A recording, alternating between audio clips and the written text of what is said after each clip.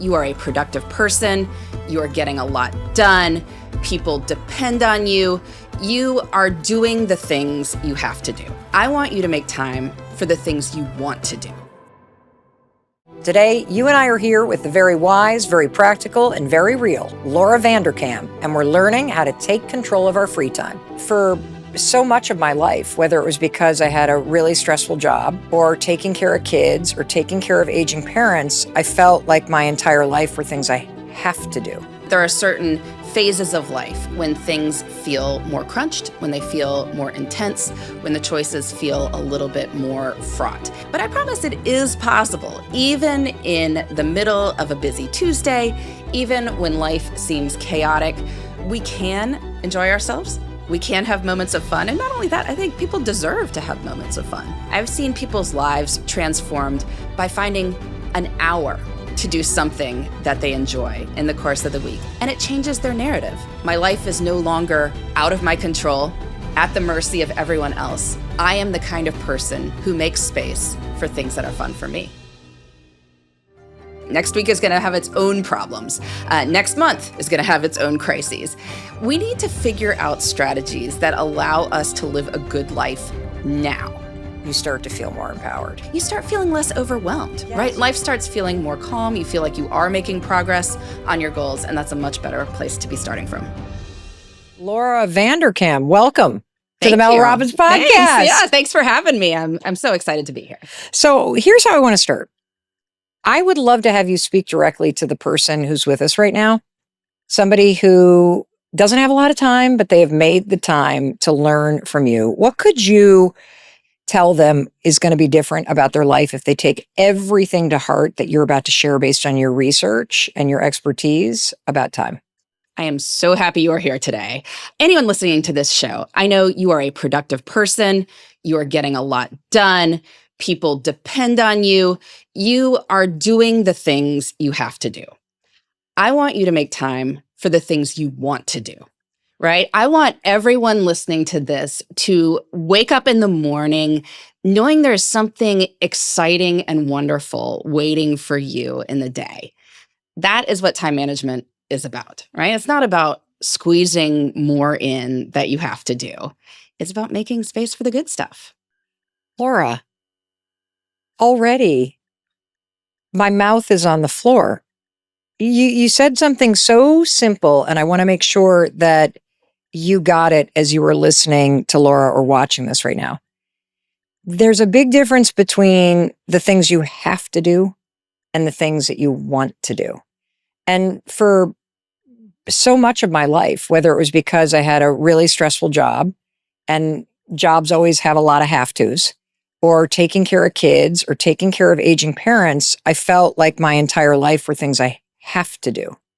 You're going to teach us that there is time available to do things we want to do, even though there's a lot we have to do? I promise you, even if you have a lot you have to do, and I know everyone does these days, there is space for the things you want to do. And not only that, you deserve to have space for the things you want to do. You are doing so much for everyone. I promise there's time for yourself as well. Oh my God. Well, I can't wait to find these little pockets of free time because I can't wait to find them for people. Well, it doesn't feel like you have any free time. I mean, is that a common thing that you've found when you're researching these topics, that people feel like they have no free time? A lot of people will say, yes, I have no free time whatsoever. I can promise you, I have studied thousands of people's schedules. Everybody has some discretionary time. Now, it may not be as much time as you want. I totally believe that. But there's a big difference between not as much as I want and none. When people say I have no free time whatsoever, they mean I don't have as much free time as I want.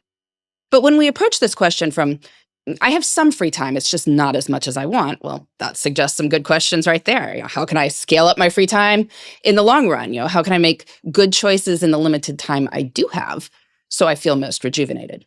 Okay, so that's a second takeaway that I want to make sure that you got, because I just had a light bulb moment there, to quote Oprah, where it is easy to fall into that trap where you're burnt out or you feel overwhelmed or you have a never-ending to-do list and you start to say to yourself, I have no free time. I have no time. One takeaway already is, I don't have enough free time. And simply that change acknowledges that there is some discretionary time, to use your words, that we can reclaim for ourselves. And that feels doable. And so I'm glad we're starting there. Laura, based on your research, what do you think the most surprising thing that the person who is with us right now needs to know about time management? Well, here's a number for you. Okay. There are 168 hours in a week. Does it like total? Total. Okay, so that includes sleeping? Well, people say 24/7 all the time. Right. Nobody ever multiplies it through. Okay. So if you multiply 24 times 7, yep, there are 168 hours in a week. Okay. And I think this is an important number for people to know for a couple reasons. I mean, one, a week is the cycle of life as we actually live it. I mean, if I look at you on a Tuesday, I look at you on a Saturday, these days often look a little bit different from people, but a week encompasses both. And, both are representative of our lives. So we want to make sure we are looking at all of them. But when we start with the number 168 hours, just a few numbers to think about with this. If you work 40 hours, so standard full-time job. Okay. If you sleep 8 hours a night. Yep. So 8 times 7 is 56 hours per week. Okay. If you subtract 40 and 56 from 168, we get 72 hours for other things. Okay. Now, that doesn't mean that those 72 hours are free and clear. Most of us have families we are taking care of. We have community responsibilities. We have housework. We have all sorts of things we need to deal with in those 72 hours.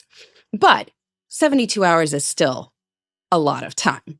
And so when people are looking at that, they say, well, could I find 3 hours to read in the course of the week? Could I find 2 hours to get together with friends in the course of 72 hours? That starts to seem a little bit more doable than if we're just looking at a crunched Tuesday. I think a lot of us are walking around with this story that we are incredibly busy. We have no time for anything. And I'm not denying that anyone is busy, but I would question the narrative of having no time for anything. And I think sometimes looking from the perspective of 168 hours can help us see that a little bit better. It is a little eye-opening because you're right. I often, when I think about, okay, do I have any time, or how much time do I have, or what am I doing with my time? I'll open up my calendar and be like, and then I'll look at my to-do list and then I don't see any time. And then I panic about the time. But what you're going to teach us is, let's just start with the basics, that after a full-time job and getting 8 hours of sleep, there's 72 hours. And when you look at the fact that there's 72 hours, we're going to start to ask ourselves, could I possibly find some pockets of time in there where I could be more intentional about how I'm using it? That feels accessible to me, because one of the things that I was concerned about, even though I'm very familiar with your work, is time management can be a very bro thing, like block your time, set the timer, get in these times, all this kind of stuff. Well, we all do have 168 hours in a week, but you are correct. Well, I mean, I'm in the weeds too. I work. I have young kids still at home. So you have 5 children and a puppy and a spouse. I have all those things. But yeah, even with all those things, we can still make choices. Now, will somebody who has 5 kids and a job have as much discretionary time as one of these perhaps productivity bros, if we want to talk about them that way? No. But that doesn't mean we have to completely admit defeat. We just need to be intentional about our time and recognize that we can still make some choices. I love that, because you're meeting us where we are, and your research in particular, the 9 rules of time management that you're going to walk us through, help us even in those moments to reclaim time. And so let's turn to the 9 rules that you write in your amazing best-selling book, Tranquility by Tuesday. And the first rule of productivity, I love this one, is give yourself a bedtime. Why is giving yourself a bedtime a rule for productivity? Well, I know you are a big fan of bedtimes, correct? Yes. You give yourself a bedtime? Yes, I do. I do, actually. Yeah. And I think this is important for everyone else, because here's a paradox I have noticed with sleep. I mean, it's from studying thousands of people's schedules. Many people are getting enough sleep from a quantitative perspective when you look over the course of the week. So I do these time diary projects. Sleep experts tell us, adults need, let's say, 7 to 8 hours of sleep a day. And I'd look at people's time logs, and they were generally getting somewhere between 49 and 56 hours of sleep over the course of the week, right? So that would put us in the 7 to 8 hours per day category. And yet, people feel really tired. And so it's like, well, why is everyone claiming to be so tired? Yeah. When they seem to be getting enough sleep from a quantitative perspective. So I'm puzzling this for a while. And then I look at how much sleep people are getting day to day. So there can be a vast difference in how much sleep people are getting day to day. And I'm not just talking Tuesday versus Saturday.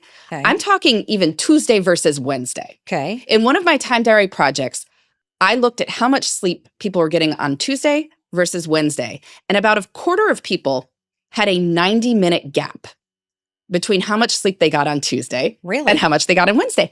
And you can see how this plays out. People are up late on one night. Yep. They have to be up at the crack of dawn for something. And so it's been a short night. And then your body forces you to make it up. So they are crashing on the couch while watching TV, or they're sitting with their 4-year-old who's going to bed and they are falling asleep on the floor there. Or they're hitting snooze 4 times in the morning. That planned workout in the morning isn't happening. They're getting up, 2 minutes before they need to be out the door. So which night was typical? Well, they both happened again, but it's disorderly sleep. So most adults need to wake up at set times in the morning for work or family responsibilities, right? People have been setting alarm clocks since they're 12 years old. Since that is the case, in order to get the same amount of sleep every night, which just feels so much better, right? We don't want to be on this drop tower carnival ride where you're going up and down and up and down. We need to figure out what time we need to go to bed in order to get the same amount of sleep every night. Got it. So this is just math, right? If you need 8 hours of sleep, if you need to wake up at 6 a.m., then you need to be asleep at 10 p.m. If you need 7.5 hours of sleep and you need to wake up at 6:30 a.m., you need to be in bed trying to go to sleep at 11 p.m., right? Yep. Nothing to do with what kind of person you are, just a math question. So everyone needs a bedtime. And the real pro tip, of course, and you know this, is you need to set some sort of alarm for a little bit before. Right. Before the bedtimes. And that gives you a chance to wind down, shut the house, brush your teeth, say goodnight, get into bed, feel all cozy. When people did this, so people followed this rule. And the rule is just simply give yourself a bedtime. Give yourself a bedtime. Yeah, the proportion of people who said they were getting enough sleep to handle their responsibilities rose 25% over the course of the study. Really? Yeah. And I would tell you, people weren't really getting more sleep. Like, I'm not saying you have to devote more hours of your life to sleep. It's just that it's more orderly. You're not crashing one night and making it up the next. You're getting the same amount of sleep every night, and that gives you so much more energy. Well, and also you feel in control. Mm-hmm. And is that part of it too, that you're choosing how to spend the time so it gives you this sense that you're in control of it? Absolutely. Every one of these rules has an obvious benefit, like go to bed on time, you get enough sleep. That sounds great. Yep. But there's a deeper reason for it too. I mean, most of us understand that a day has a beginning. Right. But we're a little fuzzier on this notion that each day has an end. Okay, say that again. Because this is actually really important, because you're right. It does start at a certain time, and you don't often think about how important it is to be intentional about, well, when am I actually ending today? Yes. And so having a time that you know the day is ending allows you to make more rational choices. And when people do this, they often realize sometimes the evening can be quite long. Like if your bedtime is 10:30 or 11 p.m. and you get off work at 5:30, well, we've got 5 hours to do our various things. I mean, to be with our family, do our chores, but maybe have some discretionary time too. But then we have the sense of, okay, here are the 5 hours I can work with, as opposed to there is some vague ending to the day that I have no idea what it is. Well, the vague ending of the day is whenever I get through the to-do list, which is irrationally long, and most of it is not critically important to me anyway or going to make me happy. And so I can see how not having an end to the day that you're intentional around creates this nebulous thing around time. Wow. That's pretty easy. Just pick a bedtime. So if you already pick a bedtime, because this is one of those areas of my life that when my life is working, I actually get to bed very early. And I'm the kind of person that my rule is if I want 8 hours of sleep, I need to be kind of in that bed around 9 hours, that give or take, right? And so the math is pretty easy. It gives me an end time. If you're somebody like me who already kind of has a consistent bedtime, how do you take this rule a step further? I'd love for people to develop a good morning routine. Okay. Now, I will caveat this, that morning routines sometimes get a bad reputation because if we're talking about all the productivity bros, they have these like 3-hour morning routines. Right, because they don't have children They or don't have pets, children and or they have even a like a partner normal doing everything, job that I right. can tell, right? So they're getting up and doing a 90-minute workout and some sort of cold plunge and kale documenting all of juice it, and like yes. 30 minutes of meditation. And that's great for them. Great for them. For But those of us with a normal life, those of keep us going. with a normal life, we can have more of a bite-sized morning routine. Okay. Because mornings still are a great time for getting stuff done. Often Yes. this is when people can have time for themselves before everybody else wants a piece of you, right? Mhm. So this is a great time for things that life has a way of crowding out. But again, it may not be a ton of time. So if you can even just get 20 minutes for yourself in the morning, you can ask, well, what would I like to do with it? And here's a real insight for people that maybe they haven't considered. It doesn't actually have to be the same thing every day. So maybe 3 mornings you write in a journal. 3 mornings you get up and do some sort of strength workout. The 7th day you rest. But now you have a morning routine. And it's something that feels like you have taken time for yourself at the beginning of the day. And that victory can propel you through to the rest of the day. You know, one of the things that you write about in your best-selling book, Tranquility by Tuesday, is the fact that bedtime is the adult version of sleeping in as a kid, this luxury that we can give to ourselves. We get more energy when we get regular sleep, Okay. right? And one of the reasons people stay up late is because they feel like they didn't get enough free time Yes. during the day. Yes. That's classic revenge, bedtime procrastination. Like, I did everything for everyone else today. I didn't have any time for me. Now the house is quiet. Now my boss isn't pinging me. I can do what I want. Yes. Right? So I'm going to sit here and I'm going scroll to and sit look here at and this scroll nonsense for 3 hours. I want everyone to have free time elsewhere in your schedule, right? Okay. And I promise you it is possible. And when you start making time for yourself elsewhere during the day, when you have time for your hobbies, when you have time for your friends, when you have downtime, you don't feel quite that same need to procrastinate bedtime in order to claim just a little bit of time for yourself. Instead, you can view it as a gift to yourself that you are giving your body the sleep you need. Let me just make sure I understand this because I think this is really important. You're saying that if we can find pockets of time during the day where we can insert a sense of control or find 30 minutes to relax or to take a walk or do something that like brings you a little bit of joy, right? You find that, you insert it during the day. When you get to that moment at night where the house is quiet, you're not going to have that sense that you had no time to yourself today. So you're going to be less likely to waste 3 hours doing nothing. Absolutely. Oh, I love this.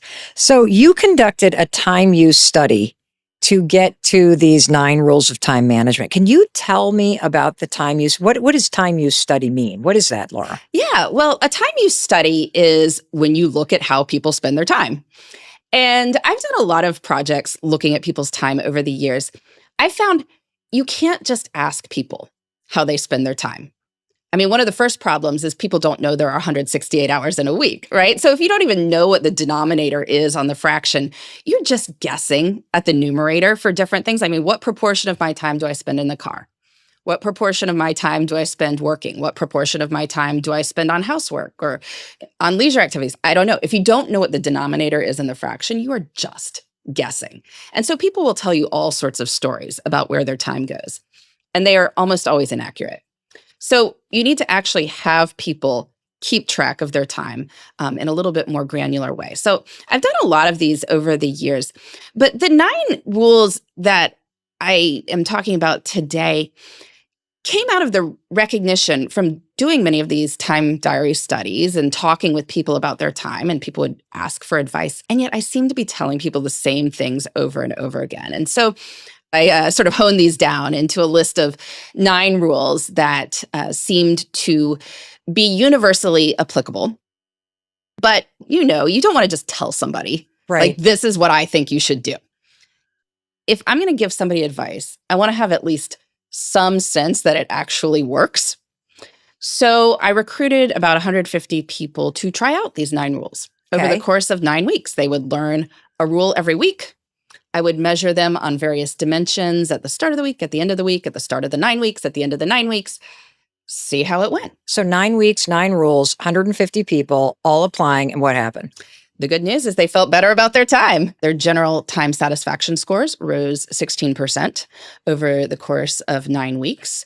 Their satisfaction with how they spent time yesterday rose 17% over the course of the 9 weeks. And maybe that doesn't sound like a lot, but if somebody offered me like, hey, Laura, you're going to feel 16% better, I'd be like, that sounds good to me. It's not nothing. Well, and also it builds on itself. Let's move on to rule number 2. Rule number 2 is, I love this one. Plan on Fridays? What do you mean plan on Fridays? The rule to plan on Fridays is really 2 rules. And the first and most important is to plan. Plan what? What am I planning? Laura? Everybody needs a designated weekly planning time. Okay. Where they look forward to the next week and ask both what needs to happen, but also what they want to see happen. What is most important to you professionally and personally over the next week? When roughly can it happen? What logistical challenges need to be worked out for all this to take place? Okay. Right? I want to make sure I'm following this. So just so I know what I'm doing, because I know the person listening is somebody who's like, okay, tell me what to do. Tell me what to do. So I am planning the week. So I'm looking ahead at the next week and I'm asking myself 2 questions. What needs to happen and what do I want to have happen? Absolutely. You can ask yourself, looking forward to the next week, what is most important to me? And I recommend people look in 3 categories. Okay. What are they? Career. Okay. Relationships, and self. And so you can make yourself a 3-category list of your priorities for the upcoming week.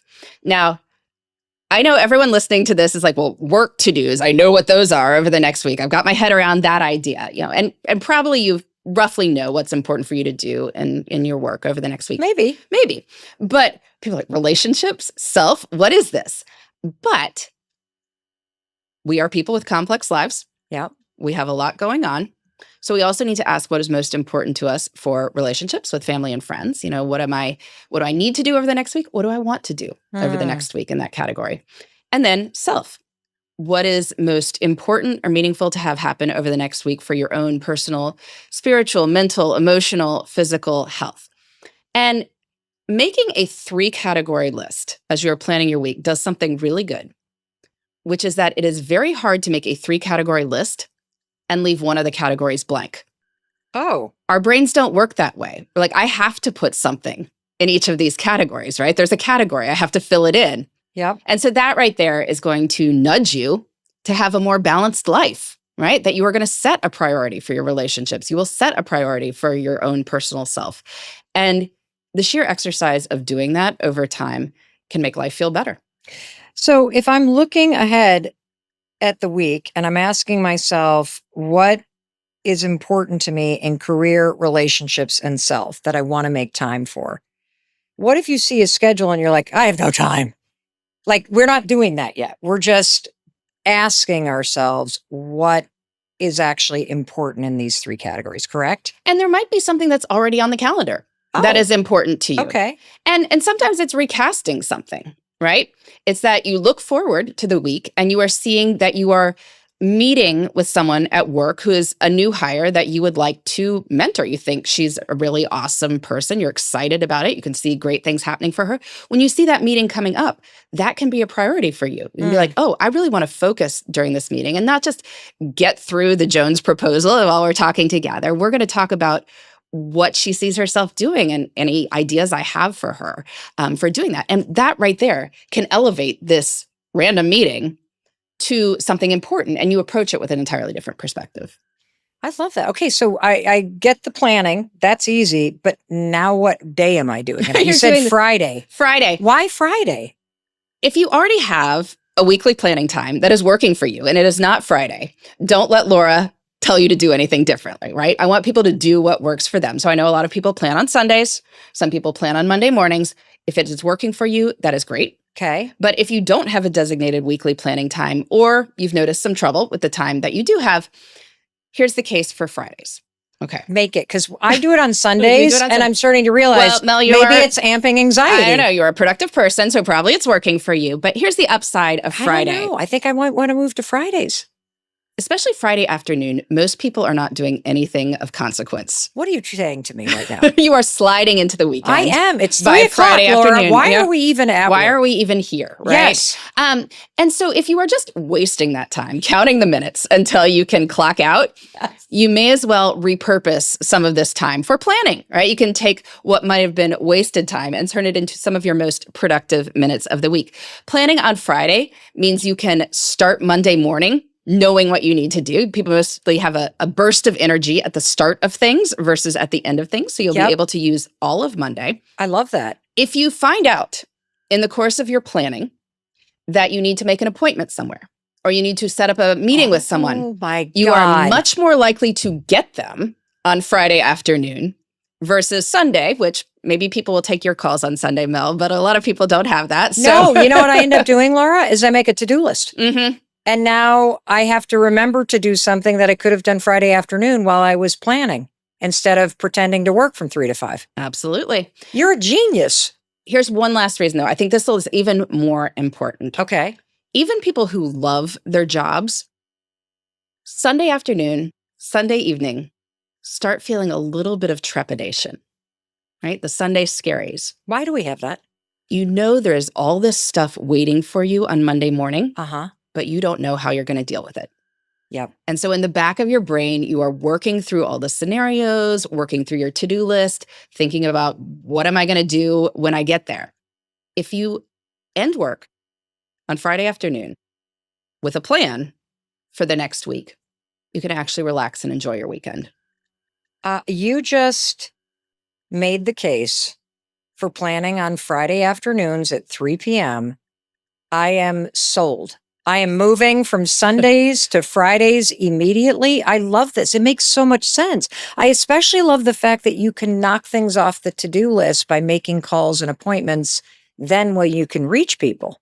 That is so smart. And then you know the simple things that you could do over the weekend that set you up because you're not panicking on Sunday because you're leaving it to there. Oh my God, this is genius. Wonderful. Hope it works for you. You'll have to let me know. I will I'm certain it's going to work for me. I don't even need to let you know. I'm going to tell you right now. It's already working, Laura. I'm doing it. Excellent. So I have a couple questions because as you were talking about the fact that you have people basically write down how they're spending their time, I thought to myself, you're right. I have no idea how I spend my time. Like if I were to try to explain that to you, I would imagine that I would get it completely wrong. Like if I thought about, well, how much time do I spend on my phone? I'm always shocked when I look at how much time I've actually spent. How much time did you spend working? How much? I don't even know. What are some of the most surprising things that you learned as a researcher looking at people's documenting of their time? Like what's the disconnect between what we think we're doing and what people are actually doing? Well, the good news is people's lives tend not to look as bad as they might think they do. We have a tendency to overestimate things we don't want to do, and we underestimate things we do want to do. So give me an example. So many people overestimate how many hours they are working. Really? Yeah. And obviously, if you're getting paid by the hour, you know how many hours you are working. Yes. But if you are not getting paid by the hour, there's a little bit of a tendency to one up everyone else over just how many hours you are working. And perhaps you've heard some of these conversations, particularly in people in intense industries. Everyone's talking about their 80-hour work weeks, right? Or something. Very, very few people actually work 80 hours a week. It's usually quite a bit less. People tend to sleep more than they actually think they do. Because we have a tendency to view our worst nights as typical. We're always looking at that crunched Tuesday as opposed to adding in the sleep that might happen over the weekend or over a holiday or something like that. And so people's sleep over the course of a week tends to be more than the mental picture. Well, that's of what true it is. because you think about what just happened yesterday. Mhm. And if you're time starved or crunched or overwhelmed or stressed out like I am because I didn't get through the to-do list, which was completely unrealistic. And then I overestimated how much I'm working because I'm always thinking about work, but I might not actually be working. What else did you find in these studies that might be bad news? Well, people have trouble estimating time in general. Okay. And the problem with that is either you try and cram too much into a day, Uh-huh. and it doesn't happen Uh-huh. because the rules of time are strictly enforced. No one gets more than 24 hours in a day, much as you might wish to have more. And biologically, we can't be awake for all those 24 hours either. So time estimation is hard in general. And that's one of the reasons people feel like they are constantly behind is because they're overestimating what they can get done in a day. I mean, the good news, though, is we tend to underestimate what we can do in the long haul. So that's good. But here's a positive thing. Okay. People often tell themselves stories about their lives because we have narratives about our time. So one story I hear a lot, particularly from women who work full time, is that I never see my family. Right? Like I'm working full time, therefore I'm never seeing my family. It's right there in the name, full time. But there's 168 hours in a week. If you're working 40, if you're working a little more than 40, there are still quite a few hours left over. People will track their time and they are amazed at how much time they are spending with their families. I had one woman tell me, I used to feel guilt.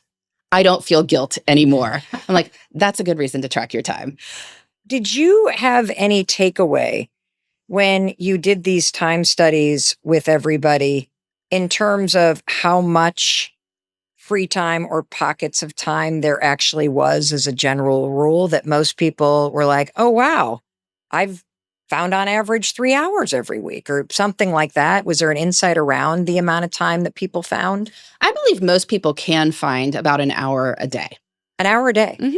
An hour a day? An hour a day. If you think about it, in a compact hour or like pieces of often time? it is not. Okay. But some of them might be longer chunks than others. There often are at least, let's say, 30 minutes before you go to bed at night. Like if you've organized your life that you can read for 30 minutes before you go to bed. Maybe it's that you use 15 minutes on a lunch break for something that is enjoyable to you and, 15 minutes to eat. Maybe it is a pocket of 15 minutes somewhere else. The kids are distracted while, at the house and you can seize that time for doing something you'd enjoy instead of just scrolling around on your phone. These little bits of time do add up.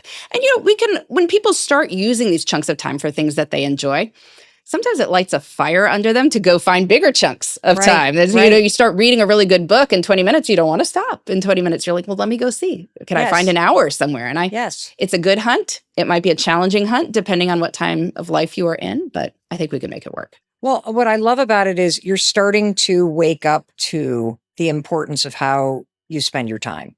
And once you start protecting it, and you start filling it with things that you enjoy. You mention a good book, and we've all had that experience where you're reading a great book and you just want to get back to it.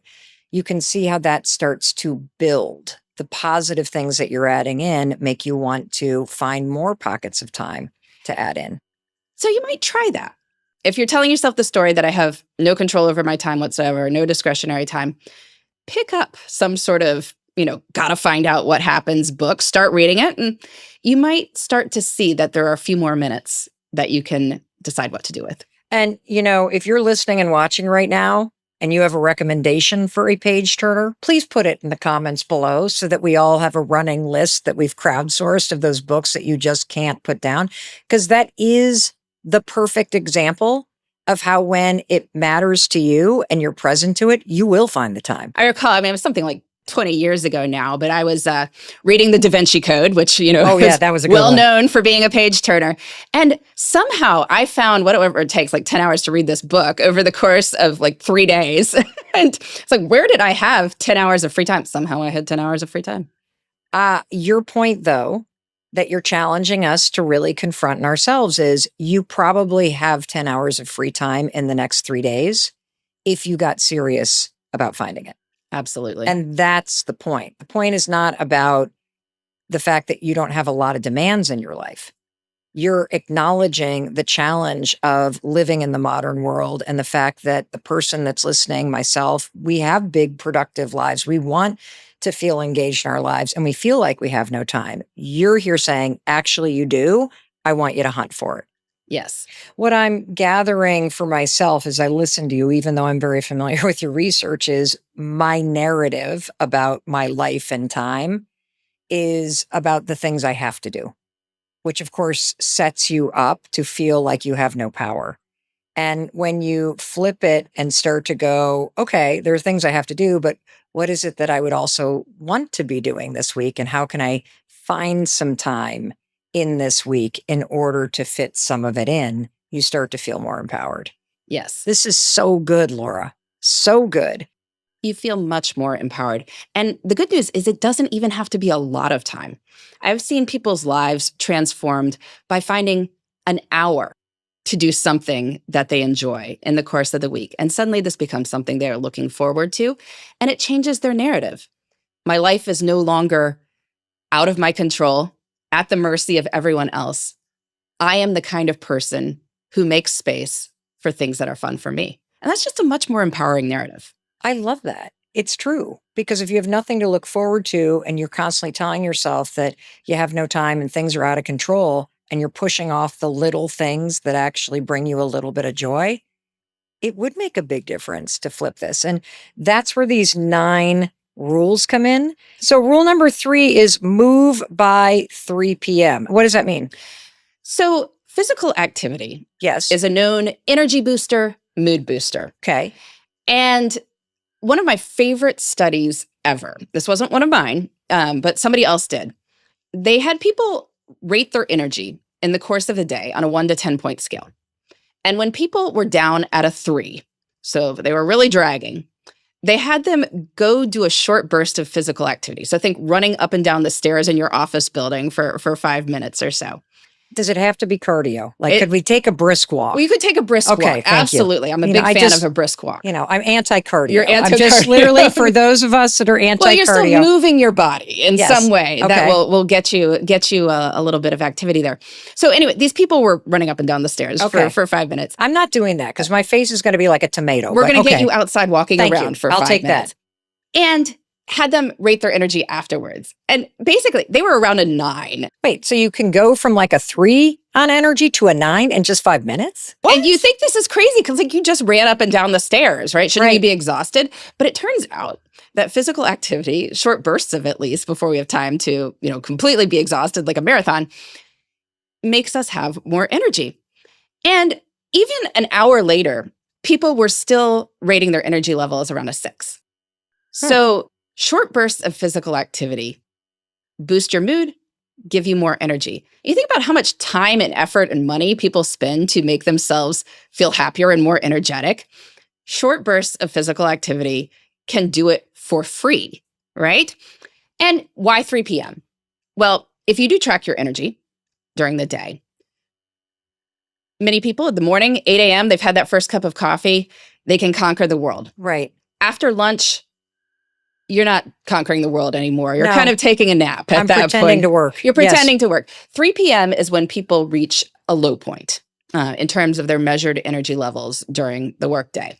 So if you haven't moved by 3 p.m., that is a very good time to get up, go take that brisk walk outside. You will come back actually able to focus for the rest of the day and hopefully get more done. Now, that's the obvious reason to do this rule is because physical activity is good, right? Taking short breaks is good. Well, and energy is good. But you also write in the book that, quote, exercise doesn't take time, it makes time. What does that mean?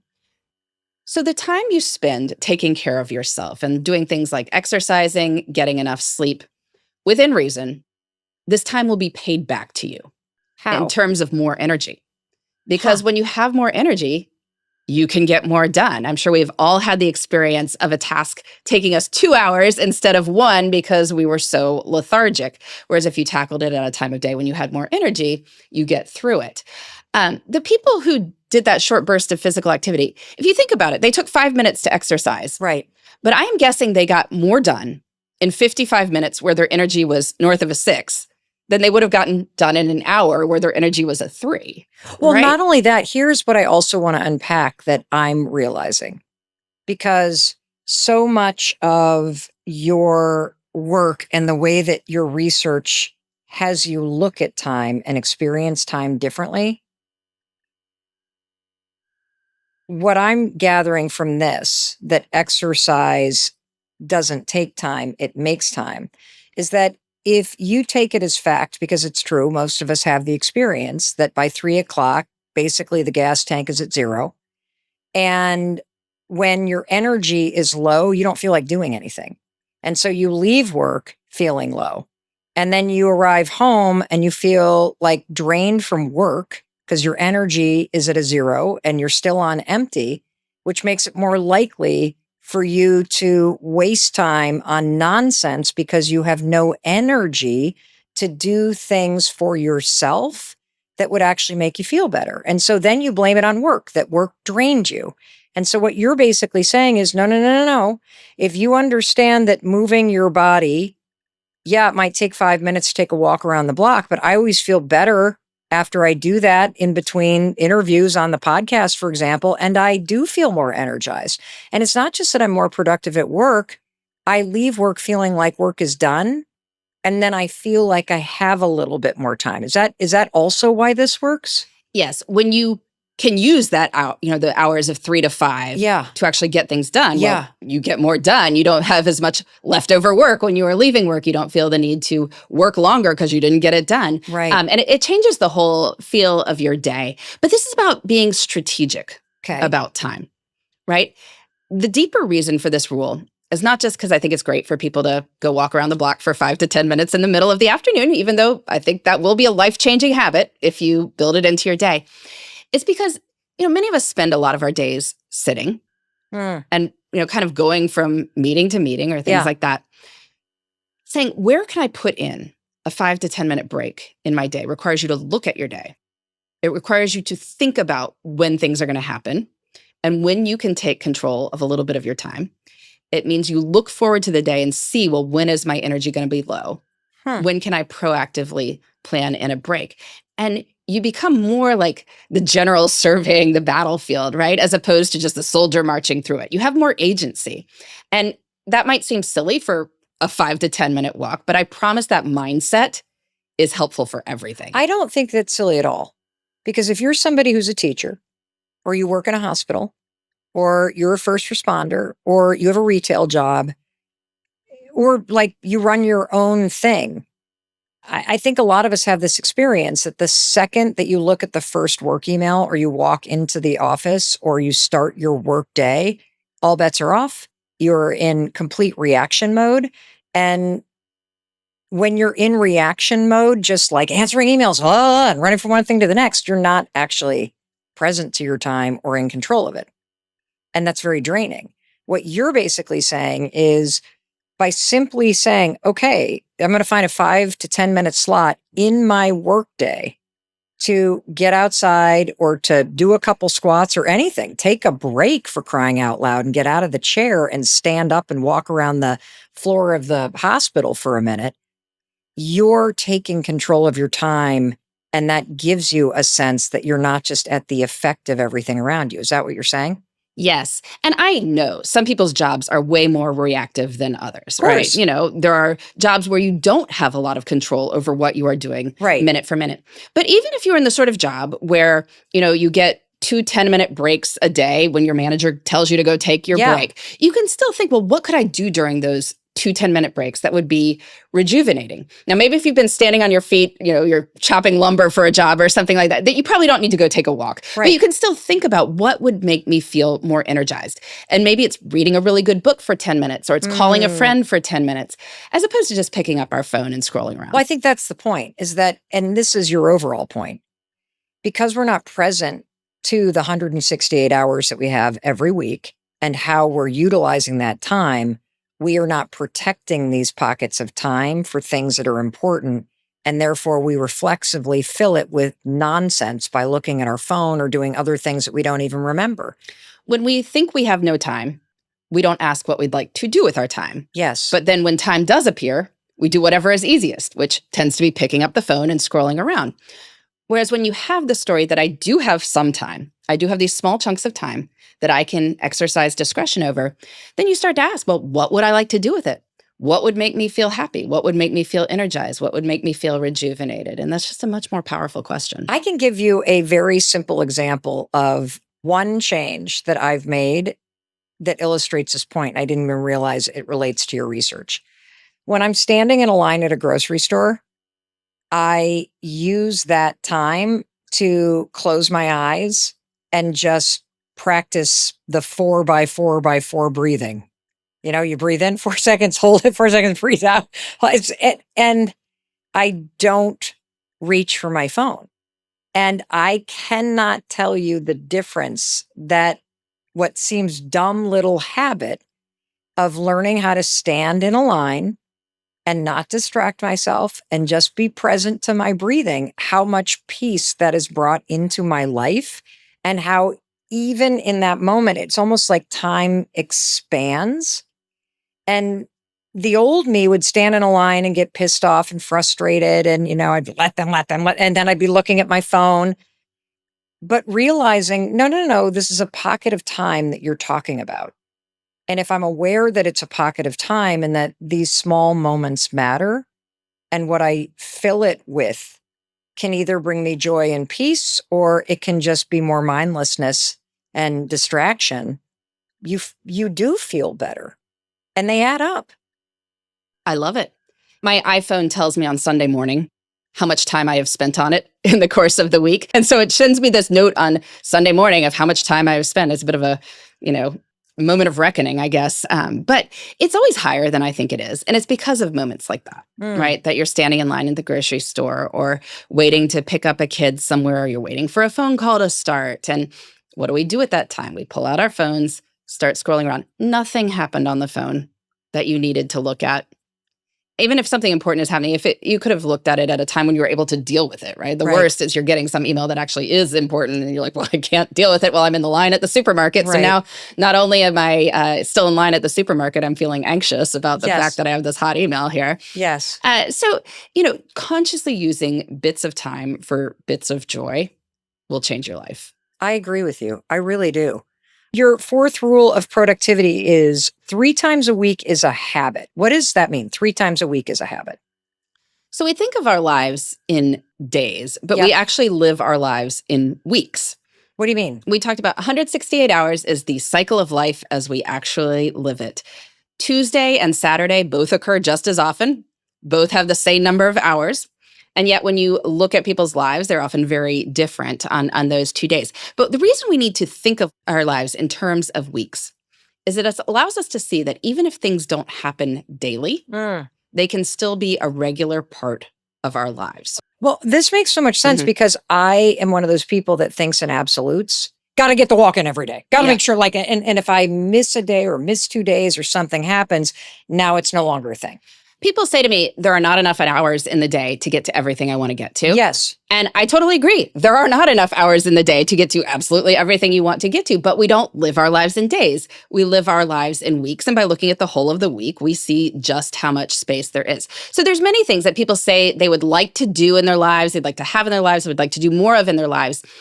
And then they feel discouraged because they get to the end of the day and it didn't happen. Right. But when I have people look at their time and look at their schedules and thinking about these things that they want to do more of, oftentimes people have done them once or twice in the course of the week.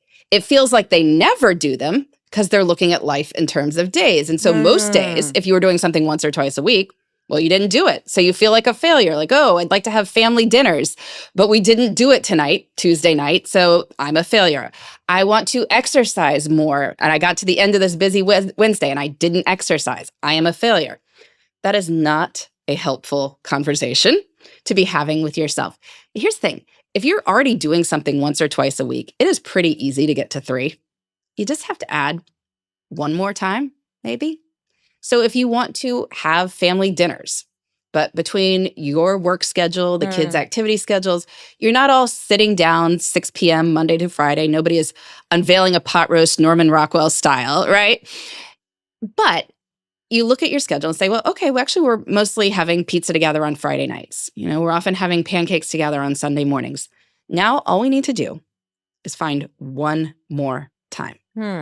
So you look at the schedule for the upcoming week. You see, hey, most of us are going to be there on Tuesday night after a certain time. Maybe if we hold dinner till 7:30 on Tuesday, we can all eat together. And now you are a family that eats together regularly. 3 times a week is a habit.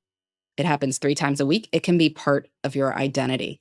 And I think the reason I came to this rule is one of the occupational hazards of writing about time management is that people want to tell you about their great daily habits, right? Okay. They're like, Yeah. ooh, I'm going to tell you about my great daily habit. I'm like, okay, let's hear about your great daily habit. And then people are telling me about this. And it turns out that they usually do this habit Monday through Friday. But that is not daily. That is 5 times a week, right? And you dig a little bit deeper and, they're not doing it on vacations.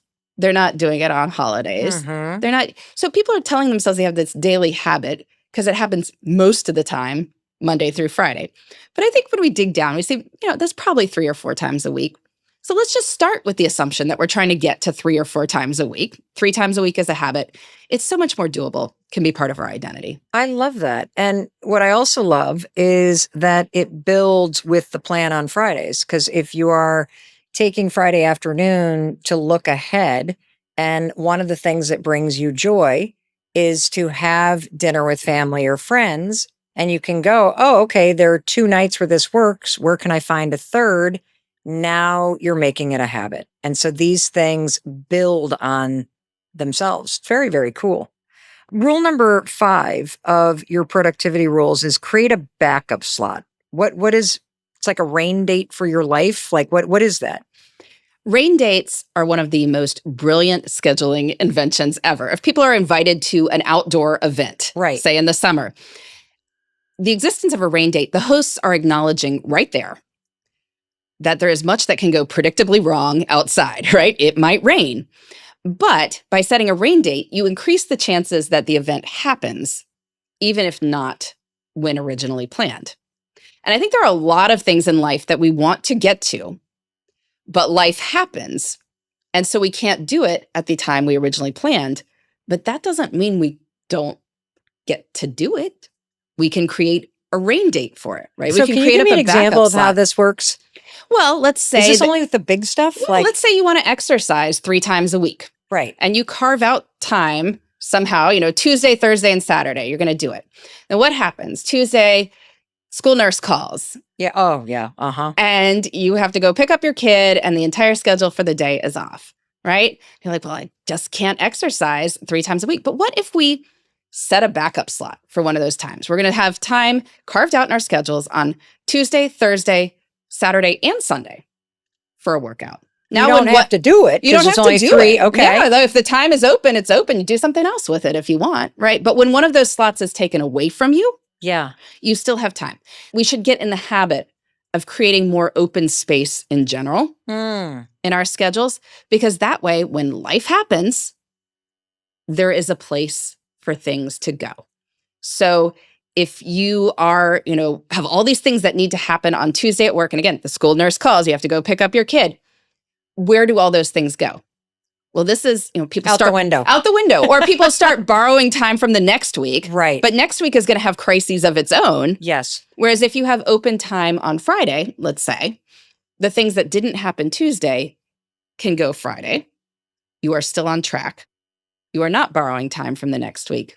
And when you have open space and things don't keep festering on the to-do list, because even when life happens, you can get to the things that happened and the things you want to do, you start feeling less overwhelmed, right? Life starts feeling more calm. Like when you say you're going to do something in the week, probably it will happen, because even if it can't happen at the time I originally planned, I have a rain date for it. Yeah. Right. And life starts feeling more calm. You feel like you are making progress on your goals, and that's a much better place to be starting from. Rule number 6 is one big adventure, one little adventure. What does that even mean? How do you do that? So as adults, a lot of our life starts to feel pretty routine. You get up in the morning, get everyone off to school and work, collect everyone at the end of the day, go through the, cycle of dinner, or baths or homework, bed, wake up in the morning, do it all over again, right? And you forgot laundry and doom we're scrolling and dogs. We're going to put those in Okay. But days aren't really distinguishable from another. And if too much of this stacks up, there's nothing wrong with routines. I mean, routines make good choices automatic. So I don't want to say that there's a problem with routines. But when too much of this sameness stacks up, whole years can disappear into these memory sinkholes. You have no idea where the time went. But here's the thing. We don't say, where did the time go? When we actually remember where the time went. Okay, hold on. You don't say, where did all the time go? When you remember where the time went. And the reason we remember our time is because we have created memories in our time. What creates memories? Doing things that are novel or intense. Okay. All right. So this led me to this rule: one big adventure, one little adventure each week. So each week we are going to aim to do 2 things that are a little out of the ordinary. Okay. And so this would go into your Friday planning session. Friday planning. We're going to say, looking forward to the next week. We're going to do 3 times a week as a habit. Where can I do things 3 times a week? But also, where can I build in one big adventure, one little adventure? Okay. Now, before anyone complains, a big adventure doesn't mean you have to fly off to Italy, though if you do, great. I mean, I'm here for it. That's wonderful. But I'm just talking about a couple hours, maybe half a weekend day is a big adventure. A little adventure. You can find that every week? A half a weekend day? We'll get to that. Okay, Laura. And a little adventure could be even less. It can be less than an hour. So doable on a lunch break, maybe a weekday evening, just as long as it is something out of the ordinary. Okay. And this is a cadence that is enough to make the week feel different. This is the week that we went to the beach and went on that Ferris wheel. Okay. This is the week where we tried that new gelato place. This is the week where I went to visit my friend in the next town over and we went to that used bookstore. This is the week where the new colleague and I walked around the block at lunch together. Okay. All right. Those are the kind of adventures we're talking. Now it's not a week like any other. It is a week with things that we remembered because they were different. And that can make time feel more rich and full. It's true because so much of what you're doing in these strategies is just getting us to wake up and be aware that we do have time and to look ahead and to be intentional about what we're adding into it. Because if we don't add in these little pockets, whether it's family dinners or for me, the things that came to mind is I need to go to a bookstore and get a page turner. So I have something intentional to fill time with. And there's a ice cream place that I want to try that's near the studios that I want to do one day this week. Because that is something that I love. But that when you really start to do these in small and big ways, you are reclaiming your time. You are finding these pockets. And then that has this ripple effect that because you're now looking forward to something this week, it shifts your mood and energy around it. We want to always have things that we are looking forward to. And getting into this cadence where we are planning in adventures, things that you are genuinely looking forward to. You're doing 2 a week. Well, think about that. You've got 100 things you are looking forward to in the course of the next year. You don't know what all of them are yet, but how exciting. It changes our perspective on ourselves. We're not just marching through the day, doing everything we have to do. We're the kind of people who do cool stuff. How exciting is that? And I notice you keep saying, I'm the kind of person who. There is something big that's shifting in the narrative and the story you tell yourself, because if the story you tell yourself, which I did for most of my life, I have no time, I'm behind, I'm so stressed out, like it's all for everybody else, I don't have, that leads you down one direction. And all of these 9 little rules actually help you start telling a different story, which is I'm the kind of person that has a lot going on and I still make time to do fun things. I'm the kind of person who has a lot that I need to do, but I still find time to take care of myself. Once we have a story, we look for evidence to support it. And so if your story is I have no time whatsoever, could you find a couple moments during the day where you feel incredibly crunched, where you feel overwhelmed, where you feel behind? Absolutely. All day long. All day long. Anyone can find those points of evidence. But if you have a different story, I have a lot going on and I have time that I can choose how to spend it. Well, you start to see that 5 minutes in between phone calls completely different. You start to see the 15 minutes that you get home before the rest of your family completely differently. Now, I have these pockets of time that I can choose how to spend. I'm the kind of person who makes great choices with this time, so I feel differently about my time in general. Yeah, and I don't have to use it rushing the laundry through because I can do that when I'm distracted doing something else. I can take these 15 minutes and go for a walk or sit down on the back deck or look by the window that's my favorite window of the apartment and just take a minute because that's what's going to make me feel good. Oh, I love how this builds on each other. Rule number 7, take one night for you. What is the impact of carving out a night for you going to do? I have to say, this is the rule that I got the most pushback from with busy people, because what I want people to do is to take a couple hours a week, could be a weekday evening, but the equivalent of a couple hours a week, to do something that is not work, that is not caring for family members, and that is intrinsically enjoyable for you. So we are talking some sort of hobby, more or less, right? Okay. I sing in a choir. Other people might play musical instruments or, play pickleball or anything like that. You can choose whatever you want that is intrinsically enjoyable to you. But I would really like people to choose something that gets them out of the house at a certain time every week, and that involves a commitment to other people. Okay. Why? Because that makes your fun rise up the hierarchy in your schedule. So when I teach this rule to people, they're like, yes, I need more me time. I'm going to take more bubble baths. I'm like, okay, let's see how that plays out, right? Because, you decide I'm going to take a bubble bath even if you give it a specific time, you say, I'm going to take Wednesday night at 7 p.m. I'm going to have a bubble bath.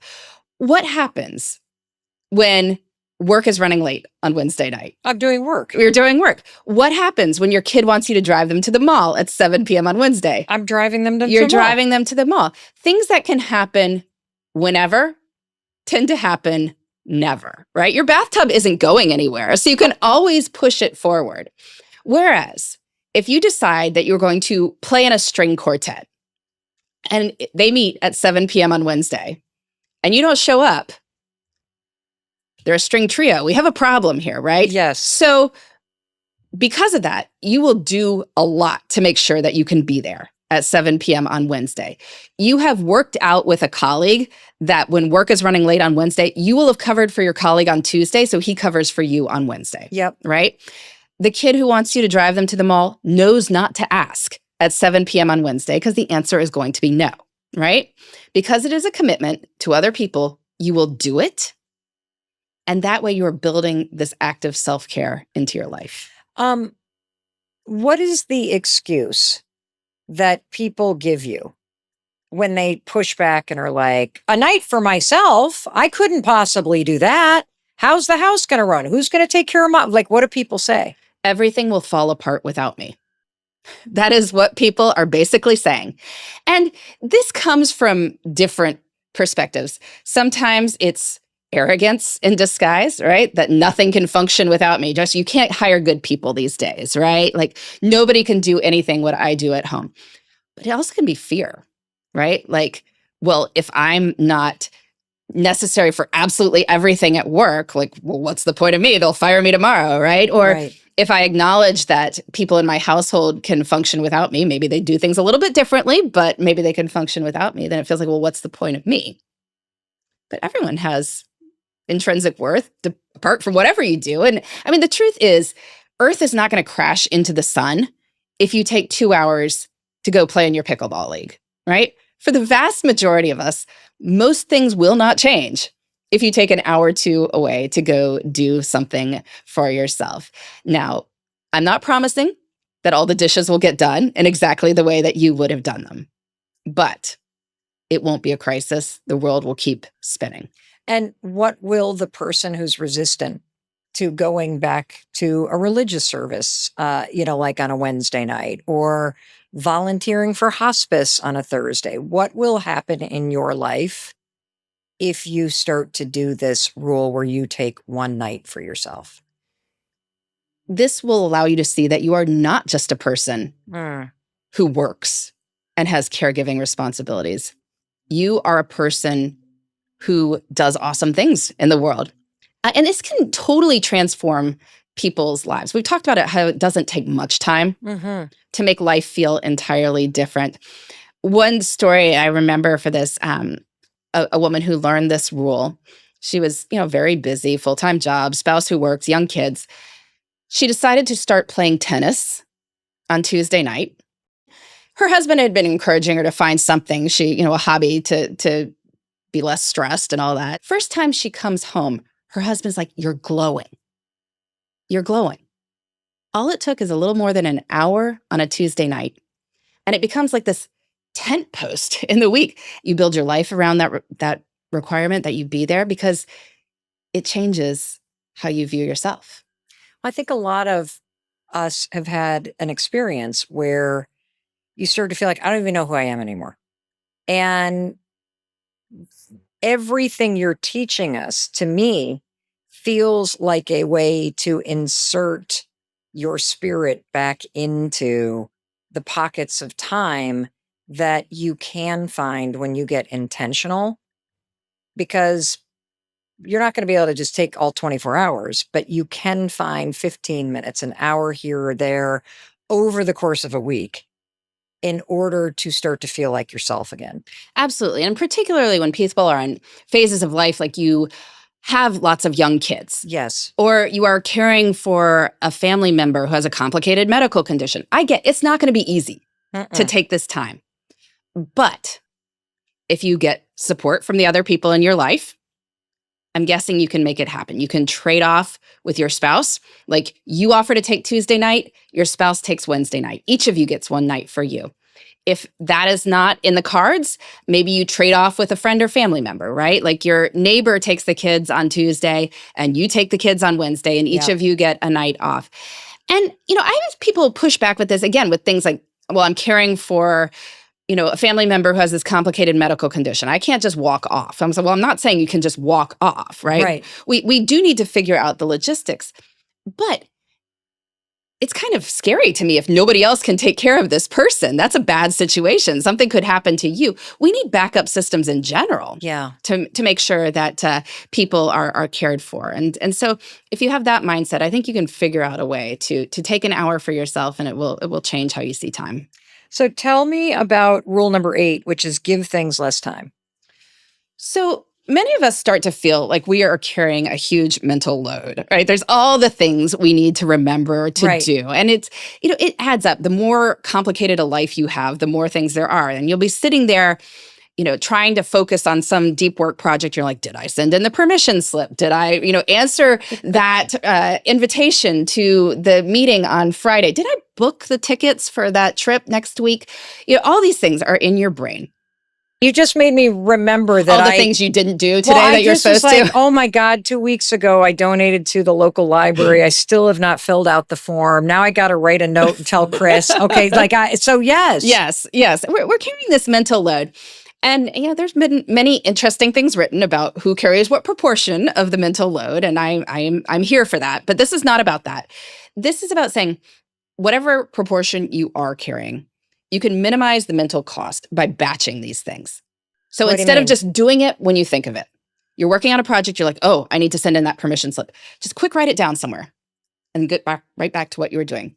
And then do all these little tasks at a certain low energy time, right? When it's not your prime time, maybe 4 p.m. in the afternoon, take 30 minutes, plow through all of them. So you're protecting your mental energy for the things that matter, and you're still getting them done. So do you have a little notebook with you or a note card, or how do you manage those little things? I keep what I call a Friday punch list. You keep a Friday punch list. A Friday punch list. So a punch list, you have I don't know, anyone has a huge home renovation project. At the end, they have all these tiny little tasks that they do. That's a punch list, okay? That the contractor has. It's not something you want to punch yourself in the face because you don't want to do this looking stuff? at it. But no, it's a Friday punch list, and I put all these little tasks that aren't immediately time sensitive, like they didn't have to get done right that second, but they do need to get done at some point, in the next week or so. And then low energy time, Friday, planning the week, but I take 30 minutes, an hour, and just try to plow through as many of these things as possible. And this does two things. One, it makes it take less time. Yeah. Because when you are filling out 3 permission forms at one point, as opposed to, here and there and everywhere, and ordering 4 birthday party presents at the same point, you just achieve economies of scale. All of this takes less time. But here's the thing. We often procrastinate other things we are doing, more difficult things we are doing, by getting these easy wins. Like, I'll be working on a project. It's not coming. I really need to think about it. And I'm like, or I could just order this birthday present. It needs to happen at some point. Yes. Maybe I'll just go do that and get the satisfaction of crossing it off my list. And I get it. I love crossing things off my list. Sometimes I add things to my to-do list just to cross them off. After I've even done them, I put them on the list just so I can cross them Laura, off. you're sick. You're sick in the head. You've never done that? You've never done that either? Well, I'm not that productive. That's why. So, sometimes we want to deny ourselves the quick, easy hit. Yes. That quick victory. So we can really wrestle with the more difficult stuff and then, plow through all of it at some other point. Well, plus if I now go find the form for the library thing, or I take time to text it to Chris, my husband, and make it his problem, it takes me forever to get back to what I was doing. And so I can see how a punch list of all these little things that you do at that slot on Friday, couple things psychologically happen. I can see that when I give time to these things that pop in my mind, I don't feel in control of my time. But when I make a list and I say, okay, this is important, but it's not important right now, I now suddenly feel like I'm the kind of person who uses Laura Vanderkam's research, and I am in control of my time. Because this is not that important right now, and I will remember to do it in the slot that it's designated. So I can see how it changes the way that you think about yourself. Rule number 9, tell me about effortful before effortless. So there are 2 different kinds of fun. Effortless fun is stuff that doesn't require you to plan ahead. You can do whenever, however much time you want. You don't have to coordinate with anyone. Give me an example. What is that? Scrolling around on Instagram. Oh, God. It's so true. Yes. So I don't have to plan to scroll on my phone. Instagram doesn't care what you are wearing. You can do it for 2 minutes. You can do it for 20 minutes. You can do it for 2 hours. Whereas effortful fun requires a little bit more effort, right? So reading a book or calling a friend, doing a puzzle, doing a hobby. And people always say, oh, I'd love to spend more time reading or talking with friends or doing a hobby if only I had the time. And yet you look at the screen time function on your phone, you may be spending 3 hours a day on your phone. People are like, where did that time come from? Well, it came in little bits of time and it came at very low energy times. And so it was easy and effortless and you did it. Yeah. So I'm not saying don't scroll around on Instagram. We're both on Instagram. I would love to have people there. But challenge yourself to do just a little bit of effortful fun before the effortless. So if you're picking up your phone when you are standing in line in the grocery store and you're not doing Mel's deep breathing, if you are picking up your phone, put the Kindle app on your phone and read an ebook for 3 minutes. And then if you want to stop and go on Instagram, great. Be my guest. But one of 2 things will happen. One of which is that you will keep reading the book because it was a good book and you want to see what happens. I mean, effortful fun is fun. It just takes a little bit of effort to do. Going. Yeah. Or, you will go do the effortless fun, but then at least you got to do both. Yeah. I love that. Out of all of the rules that you talked about today, what do people resist doing the most and why? I really do think it is the rule about taking one night for you.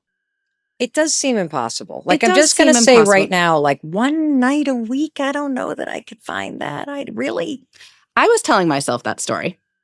And then a couple years ago, I used to sing in lots of choirs when I was younger. And I decided I would like to get back into it. Okay. And I was tracking my time.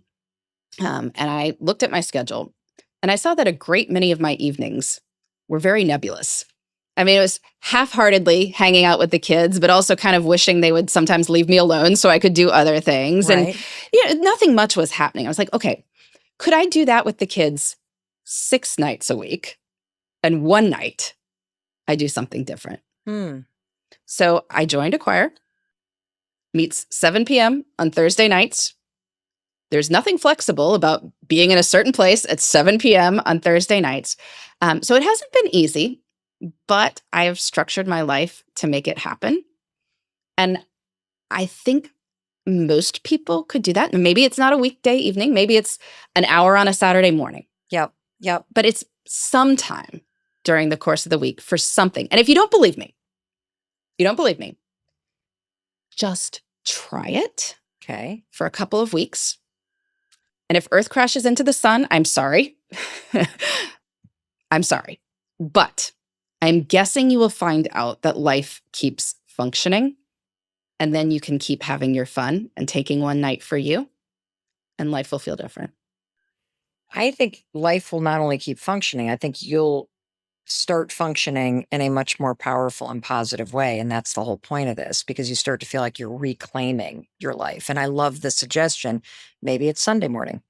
Maybe it's Saturday morning. One of my family members started going back to church, and her family does not go with her. She does not care. This is something she does for herself. Mm-hmm. And it really has been a very big positive thing in her life. And it's one small thing that she does for herself. If you had to recommend one of the rules that is the most important one, if you're only going to pick one, what do you think has the biggest bang for the buck? That's easiest to implement. You know what I mean? I would say, oh boy, can I give two answers? Yes. Because giving yourself a bedtime is absolutely transformative. And even if you do nothing else, that will make you feel so much more control of your time. Okay. That I think you'll just be inspired to go do the other 8 rules. So I believe you. We can start with giving ourselves a bedtime. But I think rule number 2, to plan on Fridays, to have a designated weekly planning time where you look forward to the next week and see what is most important, what you would like to see happen, what needs to happen, figure out your marching orders, figure out what you are looking forward to. That will make life feel so much more calm. Because I feel like certain phases of life, it's like you're canoeing down this rapidly moving river. Yep.